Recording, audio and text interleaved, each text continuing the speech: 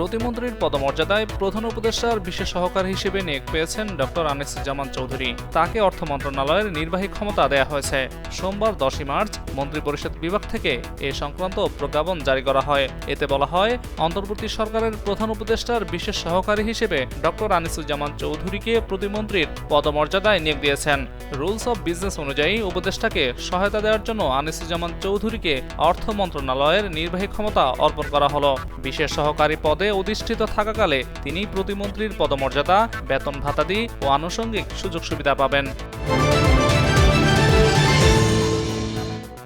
নারী নির্যাতন, নারীর প্রতি আক্রমণাত্মক ভঙ্গি, কটূক্তি, ইভটিজিং কিংবা হেনস্থা বা যৌন হয়রানির বিষয়ে কার্যকরী ব্যবস্থা নিতে পুলিশ সদর দপ্তরে হটলাইন সেবা চালু করা হয়েছে।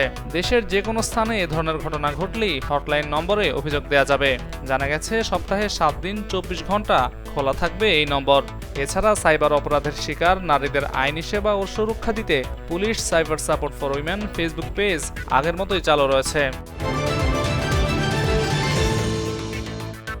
দুর্নীতি দমন কমিশনের মামলায় আদালতে হাজির দেওয়ার পর প্রিজন ভ্যানে তোলার সময় সাবেক আইসিটি প্রতিমন্ত্রী জুনায়েদ আহমেদ পলক বলেন, অগ্নিঝরা মার্চে ধর্ষণের বিরুদ্ধে জেগে ওঠো বাংলাদেশ, রুখে দাঁড়াও বাংলাদেশ, জয় বাংলা বলে আগে বাড়ো, জেগে ওঠো আবারও।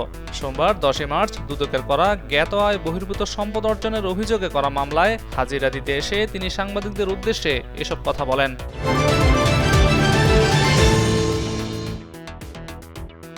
শিক্ষা মন্ত্রণালয়ের দায়িত্বে থাকা প্রধান উপদেষ্টার বিশেষ সহকারী অধ্যাপক এম আমিনুল ইসলাম পদত্যাগ করেছেন। তবে কি কারণে পদত্যাগ করেছেন তিনি তা স্পষ্ট করে কিছুই জানাননি। সোমবার 10 মার্চ দুপুরে এ তথ্য নিশ্চিত করেছেন আমিনুল ইসলাম নিজেই। তিনি জানান, তার একান্ত সচিবকে দিয়ে পদত্যাগপত্র মন্ত্রিপরিষদ বিভাগে পাঠিয়েছেন। এদিকে শিক্ষা মন্ত্রণালয়ের সূত্র বলছে, সরকারের চাওয়া অনুযায়ী তিনি পদত্যাগ করেছেন। এর আগে প্রতিমন্ত্রীর পদমর্যাদায় শিক্ষা মন্ত্রণালয়ে কর্মরত প্রধান উপদেষ্টার বিশেষ সহকারী অধ্যাপক ডক্টর এম আমিনুল ইসলাম উপদেষ্টা হিসেবে শপথ নেওয়ার আমন্ত্রণ পেয়েছেন বলে নিজেই ফেসবুকে জানিয়েছিলেন।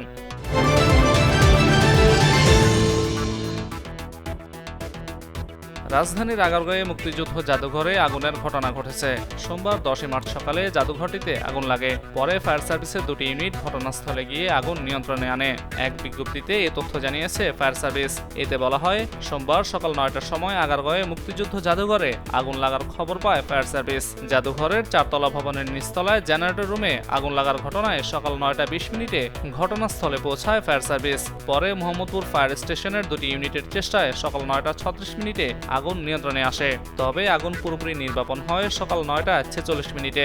বৈদ্যুতিক গোলযোগের কারণে অগ্নিকাণ্ডের ঘটনা ঘটেছে বলে উল্লেখ করেছে ফায়ার সার্ভিস। তারা জানিয়েছে, অগ্নিকাণ্ডে আনুমানিক 5 লক্ষ টাকার ক্ষয়ক্ষতি হয়েছে আর উদ্ধার করা হয়েছে আনুমানিক 50 লক্ষ টাকার সম্পত্তি। জাস্টিন ট্রুডোর উত্তরসূরি হিসেবে কানাডার নতুন প্রধানমন্ত্রী হতে যাচ্ছেন মার্ক কার্নি। আগামী কয়েকদিনের মধ্যেই তিনি শপথ নেবেন। গতকাল রোববার তাকে নির্বাচিত করেছে ক্ষমতাসীন দল লিবারেল পার্টি।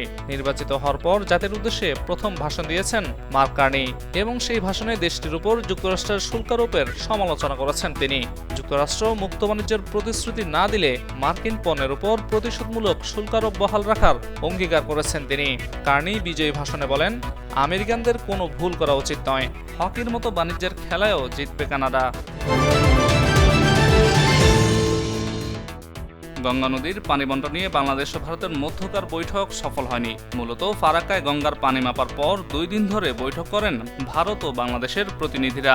তবে তাদের এই বৈঠক সফল হয়নি। প্রথম দিকে সব ঠিকঠাক থাকলেও শেষ পর্যন্ত আলোচনায় জটিলতা দেখা দেয়। 2 দেশের প্রতিনিধিরা একসঙ্গে ফারাক্কায় গঙ্গার পানি মাপেন। প্রথম দিন গঙ্গার পানি বন্টন নিয়ে আলোচনা হয়। 2 দেশের প্রতিনিধি দলের নেতা বৈঠকের মিনিটসে সই করেন। কিন্তু দ্বিতীয় দিনের বৈঠক ছিল সীমান্তের নদীগুলো নিয়ে, আর সেই বৈঠকের পর মিনিটসে সই হয়নি। বাংলাদেশের প্রতিনিধি দলের নেতা মোহাম্মদ আবুল হোসেন বলেছেন, পরিকল্পনা মতো আমাদের বৈঠক হয়েছে, এর থেকে বেশি কিছু এই মুহূর্তে বলা সম্ভব নয়। এদিকে ভারতের পক্ষ থেকেও কেউ মুখ খোলেননি। এমনকি বৈঠক শেষ হওয়ার পর সংবাদ সম্মেলনও হয়নি।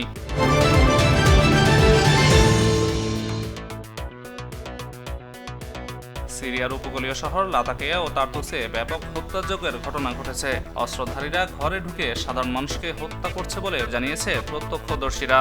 লাতাকিয়ার বানিয়াসে একজন প্রত্যক্ষদর্শী জানান তার বন্ধুর বাগদত্তাকে গুলি করা হয়েছে, ফলে অতিরিক্ত রক্তক্ষরণে তিনি মারা যান। এমনকি এখনও তাকে দাফন করা সম্ভব হয়নি। অনেক প্রত্যক্ষদর্শী জানান এই অস্ত্রধারীরা নিজেদের হায়াত আল শামের যোদ্ধা দাবি করলেও তারা মূলত সন্ত্রাসী গোষ্ঠীর সদস্য। পালানোর চেষ্টা করলেই মানুষকে হত্যা করা হচ্ছে। গত বৃহস্পতিবার 6 মার্চ ক্ষমতাচ্যুত প্রেসিডেন্ট বাশার আল আসাদের অনুগত যোদ্ধারা লাতাকে ও তারতুসে হামলা চালায়। নতুন সরকারের নিরাপত্তা বাহিনীর উপর গুপ্ত হামলার পর সেনাবাহিনী দ্রুতই পাল্টা আক্রমণ শুরু করে। গার্ডিয়ানের এক প্রতিবেদনে বলা হয়েছে, সরকার হাজার হাজার সেনা সদস্যকে সংঘাতপ্রবণ অঞ্চলে পাঠিয়েছে। প্রতিশোধমূলক অভিযানে হেলিকপ্টার গানশিপ, ড্রোন ও কামান ব্যবহার করা হচ্ছে। যুক্তরাজ্য ভিত্তিক Syrian observatory for human rights SOHR জানিয়েছে, মাত্র 2 দিনে সিরিয়ার উপকূলীয় অঞ্চলে হাজারেরও বেশি মানুষ নিহত হয়েছেন। নিহতদের মধ্যে 745 জন সাধারণ নাগরিক, 148 জন বাশারপন্থী যোদ্ধা ও 125 জন নতুন সরকারের নিরাপত্তা বাহিনীর সদস্য রয়েছেন। অপেক্ষার প্রহর শেষে চ্যাম্পিয়ন্স ট্রফি 2025-এর শিরোপা নিজেদের করে নিয়েছে ভারত। দীর্ঘ 1 যুগ পর শিরোপার স্বাদ পেল দলটি। সব মিলিয়ে টুর্নামেন্টে ভারতের এটি তৃতীয় শিরোপা।